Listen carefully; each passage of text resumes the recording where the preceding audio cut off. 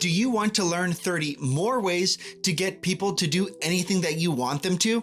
Then listen up. Welcome back, everyone. If you're looking to book more discovery calls and clients, then you're in the right place. In my last video, we covered 30 consumer biases and buying triggers that can get people to take any action that you want them to. Today, we are going to learn 30 more ways and buying triggers and consumer biases to get people to do whatever you want. Now, just like last time, we are going to go pretty quickly since we have 30 to get through, and a few of these will overlap with each other, but I will group them together. So anyway, let's go ahead and jump right in to 30 more ways and biases and triggers that you can use to get people to do anything you want. The first consumer bias for today might actually be the most dangerous idea for all of business, which is the false uniqueness bias.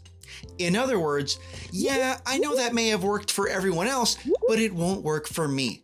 Yeah, I know that might apply to everyone else, but my offer is different. But my niche, but my offer, but my audience, but my product, but my service, but my X, Y, or Z is different. Therefore, I don't have to listen to what works for everyone else. The point is that I am sure that you are special and unique in your own special way, but you might as well take advantage of those that came before you by taking advantage of people who were in similar situations and who found solutions. Our next consumer bias is similar, which is the spotlight effect. In other words, we tend to all think that all eyes are on us. So I don't necessarily blame you for this, but most people tend to think, oh no, what if everybody judges me? What if everyone is looking at me? What if everyone watches me fail? What if everyone watches me faceplant or something like that? But you probably already know that most people don't care about you or anything that happens to you because they are way too consumed worrying about themselves. Our next consumer bias is called the empathy gap. In other words, most people tend to think that how they feel right this second is going to be how they feel for the rest of their pursuit of that goal. Now, you've probably seen this when you got really excited about a new diet or a new exercise program or a new business solution or whatever it might be. And then, of course, 1 or 2 weeks later, it falls below the main priority, and next thing you know, it's been on the shelf for a month. Our next consumer biases combine a few of them actually, including the pro-innovation bias, the recency bias, and hyperbolic discounting. In other words, we tend to favor information or anything else that happens as close to now as possible versus anything else. So whether it comes to the past or the future, we tend to overvalue information and things that happened closest to right this second. People want things now, right this second. Even when it comes to the past, they still want information and knowledge that comes from closer to right this second. Our next consumer bias is another biggie, which is the availability heuristic. In other words, we tend to overvalue the information that is available to us as opposed to the information that is not. So for example, if you hear that 10 sharks bit people in your local hometown this year, that might make it seem like everybody is getting bit by sharks in your hometown. But you might find out that that proportion of people who was bit by sharks is 0.000001 of all the people that went into the ocean in your city that year. So anyway, the point is that if you are presented with literally any information, you are bound to predict or to assume that that information is more likely than it actually is. Our next consumer bias to help you generate more leads, clients, and customers is the survivor bias. Now, this best takes shape in the lottery. So you probably have heard of somebody somewhere who won $500 million on a lottery ticket. Okay, that's great for them. But while everyone on the news is talking about that one person who won all that money, nobody is talking about the millions or hundreds of millions who did the exact same thing, who did not win, in other words, who failed. Now, this can take shape in many ways, like, wow, this CEO did this one thing, or this billionaire did this one thing, or this successful tennis player or basketball player or whatever did this one thing, so you should do it too. But keep in mind, there were probably thousands of people who took the exact same actions, but who didn't end up in the same place. Our next consumer bias is called priming. In other words, we all love to tend to think that every one of the decisions that we make is done objectively and without any bias. But the point is that there is inherently or just naturally bias in any decision that we make. So for example, if I ask you 10 negative questions in a row, then your answer to the next question will probably be negative. But if I ask you 10 positive questions in a row, then your answer to the 11th question will probably be more positive. So the point is that however you set people up to answer a question can actually make a huge difference in how they answer the question itself. Our next consumer bias is similar, which is framing. So we just mentioned priming, which is everything that you do before you ask somebody the big question. Now, framing has much more to do with how you actually do ask the big question. So for example, if I ask you, do you like ice cream? You might say yes or maybe or no, which is fine. But if I ask you, do you like that disgusting mint chip ice cream that's super gross? Just the way that I framed that question, obviously, whether you like mint chip ice cream or not, just the way that I framed it is much more likely to influence the way that you answer it. Our next consumer bias that you can use to generate more leads, clients, or customers is the restraint bias. In other words, we all tend to think that we will have stronger willpower and motivation and restraint in the future than we will actually have. So if somebody says, hey, buy this ice cream and you can resist it, most people will say, oh yeah, I can keep ice cream in my freezer or junk food in my fridge or whatever other type of temptation it might be. The point is that everyone on earth tends to think that they will show more restraint than they actually will. Our next consumer bias is called Salience, or similarly, the bizarreness effect. Now, in other words, this means that we tend to remember things that are different or that simply stand out. So if we see a pond of 1,000 yellow ducks, but one of them is blue, we are naturally going to remember the blue duck. Now, this can literally apply to anything else. The point is that if you can make something stand out from the rest of everything, then that is naturally going to stand out to us and we will remember it. Our next consumer bias is the anchoring bias. In other words, it's our tendency to overvalue the first number that we hear. So people have done plenty of experiments on this, which is that when they offer people a low initial number or a high initial number, people tend to stick with the number that they first hear. Our next consumer biases are the belonging effect and the in-group bias. In other words, we tend to overly favor people that we consider to be in our group as opposed to out of it. Now, this might seem kind of obvious that, oh, of course I'm going to favor somebody who supports my home team or who is from my hometown or who anything like that. But the point is that you can call this racism or prejudice or literally anything else that you want. But the point is that we can't help it but to favor people who we perceive to be similar to us or in our group as opposed to out. Our next consumer bias is a little bit different, which is the interoceptive bias.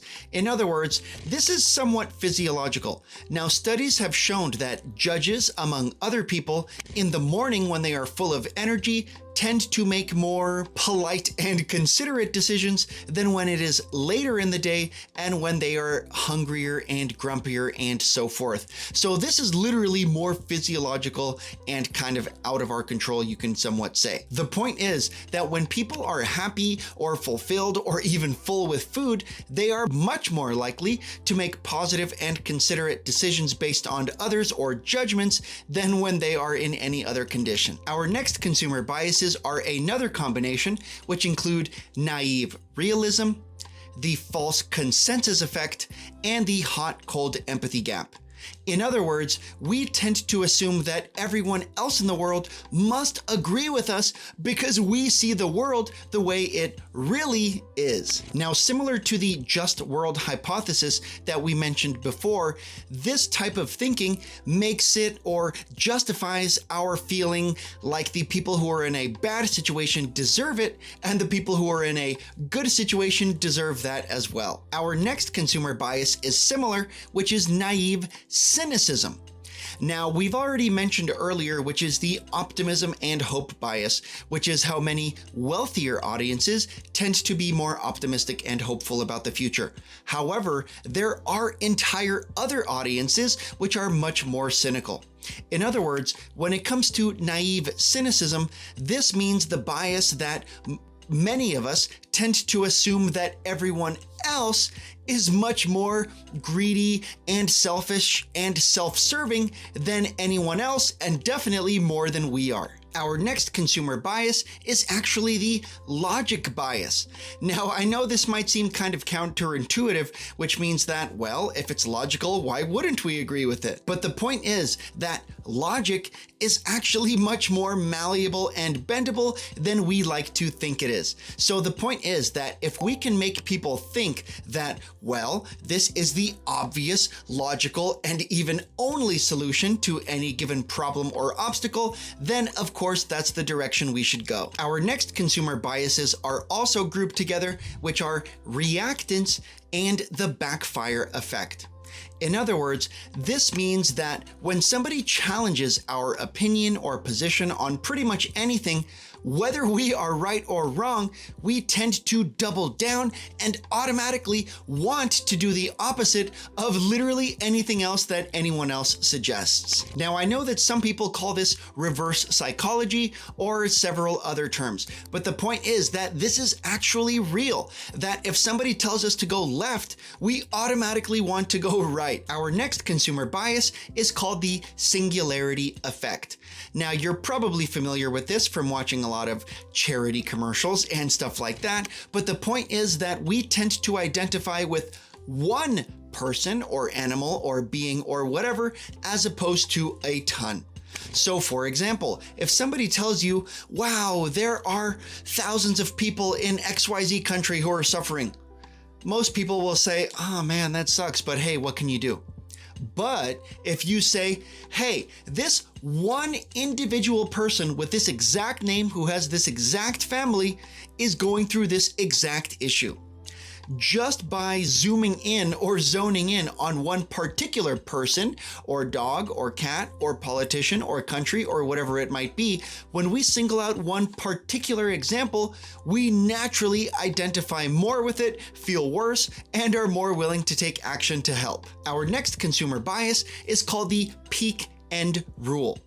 In other words, when you take anybody through any journey or even through any one of their memories, the point is that most people tend to remember two parts of any journey. Number one, the peak, so when they felt best or worst in that particular situation, and number two, the end. Therefore, the peak end rule. So if you ask somebody, do you remember the last time that you tried to lose weight? They will remember the peak and the end. So they will remember the peak when they felt best or worst on that journey. And number two, they will remember the end of that journey when they succeeded or failed or whatever. Our next consumer bias and buying trigger is regular likability. In other words, we tend to want to help people who we ourselves like. So one way or another, if we want to support somebody or we like somebody for pretty much any reason at all, we are much more likely to support them or buy from them. Our next consumer bias to help you get more leads, clients, and customers is humor. Now, this is kind of similar to the bizarreness effect and salience, which we just mentioned, but the point is that humor, although it's very difficult to pull off, to be fair, does tend to be very memorable and generate some likability and a lot of other positive factors that can lead us to buy. The next consumer biases are similar, which are the outcome bias and hindsight bias. In other words, we tend to overvalue the result regardless of the process or reasoning to get there. Now, this is similar but different to the survivor bias, which we have mentioned before, but the point is that people tend to assume that a decision was done with a good idea or that it was a good decision if the outcome is good, even if the origin of that outcome was bad or uninformed. Our next consumer biases are the status quo bias and conformism. Now, you can pretty much call this conservatism in a way if you like, but the point is that many people, not every audience, but some, do tend to believe that whatever is going on now is the best way that we can do it, and there's no need to change things. Now, the extreme of that is declinism, which means that things used to be so great and they are only getting worse. One way or another, this is a big consumer bias that you can use to encourage people to get out of their own way to become a lead or to buy. The next consumer biases to generate more leads, customers, and clients are the choice supportive bias and irrational escalation. Now, this can actually also be called the investment bias.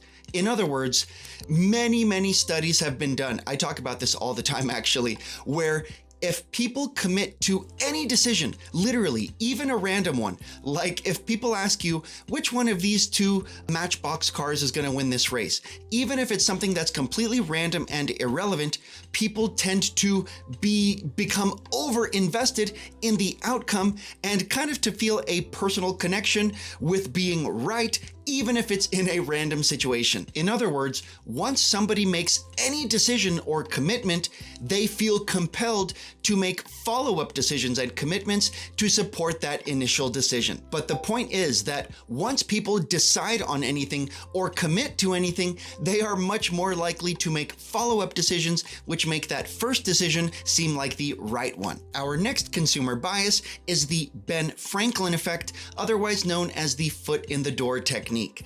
Now, this has actually been studied since, well, it's called the Ben Franklin effect, which pretty much means that you might think that asking somebody for a favor might make them less likely to help you because now you owe them. But anyway, the point is that someone is actually more likely to help you once they do an initial favor for you. So the point is that if you ask somebody to, hey, could you hold that door for me? Or, hey, can you, regardless of how small that task is, once somebody helps you with one thing, no matter how small it is, they are much more likely to help you again. And the absolute most important consumer bias to consider to generate more leads, clients, and customers is to hit the like button and subscribe below. If you learned something interesting today, it does help a lot. For more help finding your niche, creating your signature program, or getting clients, then book a free discovery call with me below to find the biggest opportunities in your business. Well, that wraps us up for today. Thanks everyone for stopping by, and I'll see you on the next one.